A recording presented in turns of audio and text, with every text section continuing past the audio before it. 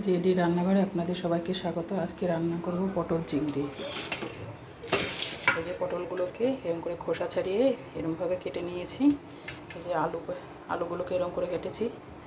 আর এই যে চিংড়ি মাছের খোসাটা ছাড়িয়ে হলুদ লবণ মাখিয়ে রেখেছি।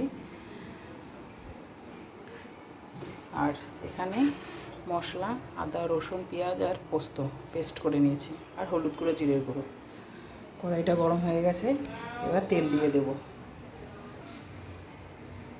তেল দিয়ে দিলাম, তেলটা গরম হতে দেব। তেল গরম হয়ে গেছে, এবার চিংড়ি মাছটা ভেজে নেব।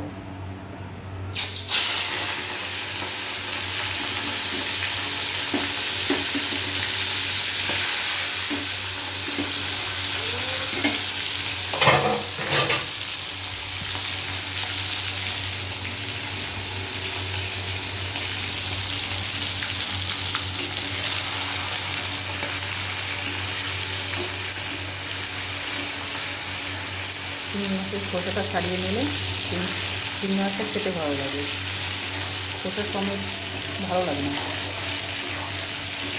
মশলাটাও ভেতরে ঢোকে।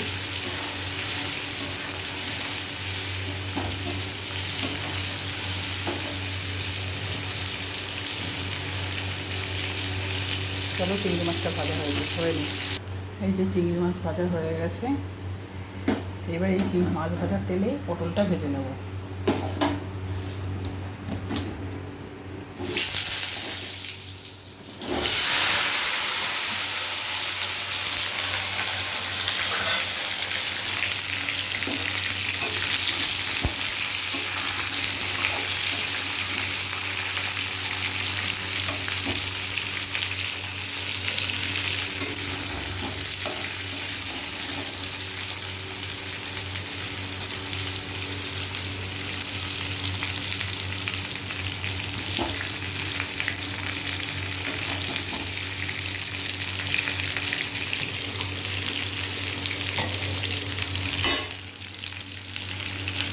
সামান্য একটু লবণ দিয়ে দেবো যাতে পটলটা তাড়াতাড়ি ভাজা হয়ে যায়।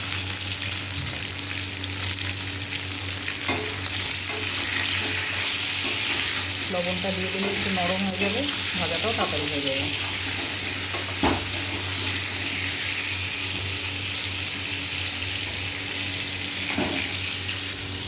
এতে পটল ভাজা হয়ে গেছে, পটলটাকে তুলে নেব।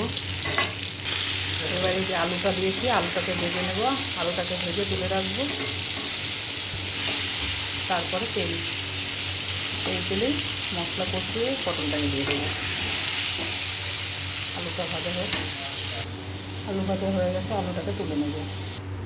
প্রথমে গোটা গরম মশলা তেলে করে দেবো, তারপরে পেস্ট করে রাখা মশলাটা দিয়ে দেবো।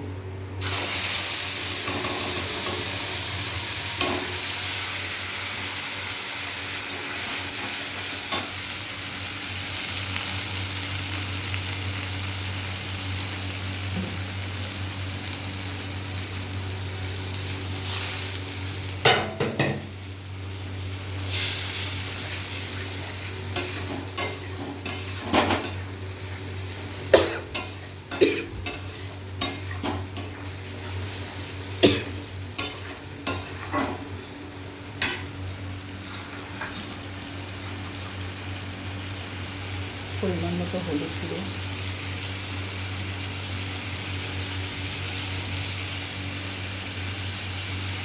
জিরে গুঁড়ো,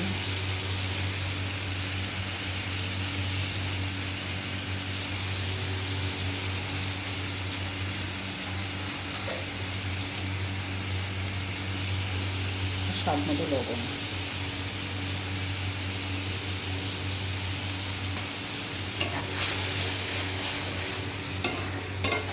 আমি এখানে 3টে শুকনো লঙ্কা পেস্ট করেছি।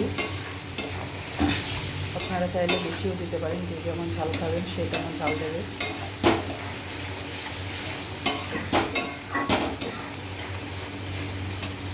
এর মধ্যে দেবো একটু চিনি, স্বাদ মতো চিনি।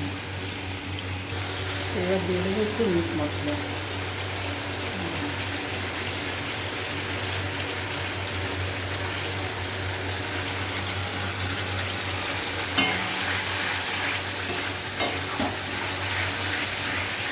তো কষা হয়েই যাচ্ছে।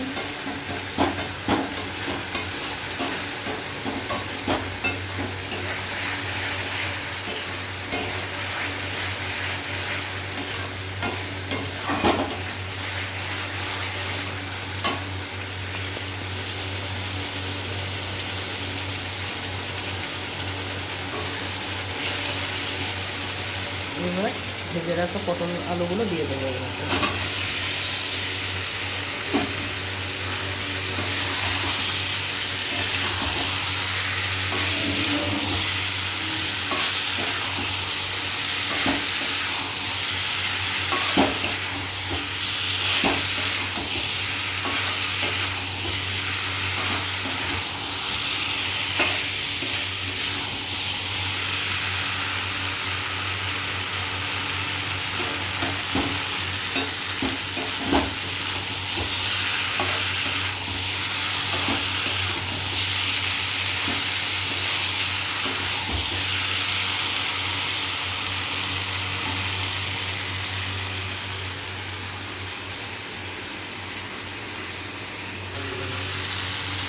হয়ে গেছে, কষানো হয়ে গেছে, এবার জল দিয়ে দেবো।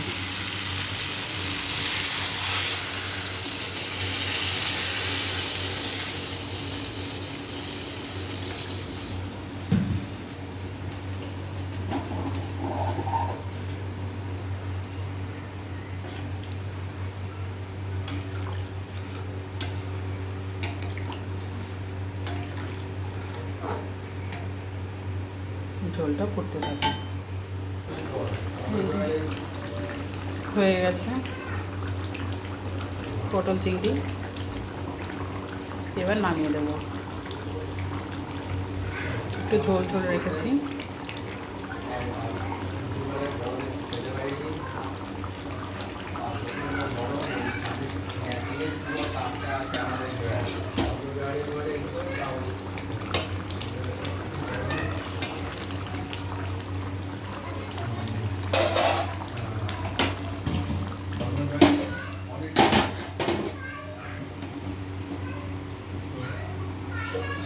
চলে গেছে,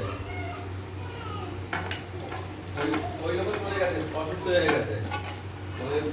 দাদা আমি পারছি না, বড় হয়ে আমি পারছি না, চলে গেছি। 4টার সময় গেছে, 8টার সময় আসে না। কি হলো তারপরে দেখলাম বলে কাজ করবো না, ওই বিদ্যুৎ জায়গা খুঁজছি। তারপরে দেখি বলে বলে চলে গেছে, বলে চলে গেছে, 5টার সময় চলে গেছে, 5টার সময়। এই যে আমার পটল চিংড়ি রেডি। আমার এই রেসিপিটা কেমন লাগলো কমেন্ট করে জানাবেন। ভালো লাগলে লাইক কমেন্ট শেয়ার করে দেবেন, চ্যানেলটি সাবস্ক্রাইব করবেন। ধন্যবাদ।